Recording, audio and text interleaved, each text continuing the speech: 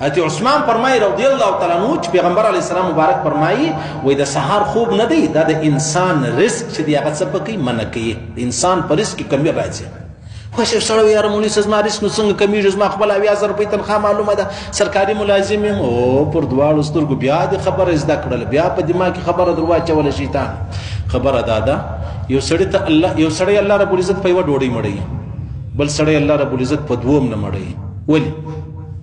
دا چې په یوه یې موړ کړي د دې څه معنا ده، چې په دوه یې مړوي هغه څه معنا ده؟ معنا دا ده چې په بسم الله شریفه کې برکت دی، په بسم الله شریفه کې برکت دی. نو که چیرې ته وایې چې یاره زه تنخواه اخلم 80,000 ده، نو دا 80,000 الله رب العزت ستا پر دې ځای در ولګوي، د کور کار به دغې پاتې صحیح شو. دا ستا 80,000 به الله رب العزت د غم در وساتي، د شر به در وساتي، د تکلیف به در وساتي، د مصیبتو به در وساتي. دا 80,000 به سمې دمې د کور ولګېږي.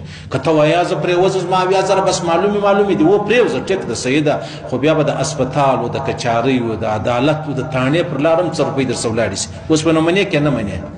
دا هېڅوک د هېچا سره دښمني نه کوي، نه زما سره، نه د قرآن سره، نه د رسول سره، دا د ځان سره دښمني ده. یاره نو زه مجبوره یم، بالکل مجبوره یم، بس دغه مجبوره به دوزخ له راځي. حضرت عثمان فرمایي وایي د الله رسول فرمایي نوم الصبحة یمنع رزق، ستاسو په رزق کې کمی چې د هغه راځي.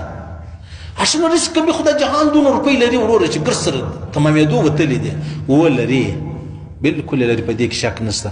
تاسو به یو سړی داسې بېغمه بیده نه یې لیدلی چې بس بېغمه یم، خدای پاک د 50 کالو روپۍ راکړي، زه هېڅ ضرورت نه لرم. یو سړی به تی نه یې لیدلی. د سهار د هر مالداره سړی در دې غریب منډې نه وي، وایي او چغې نه وایي.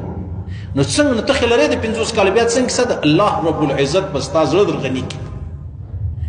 د الله رسول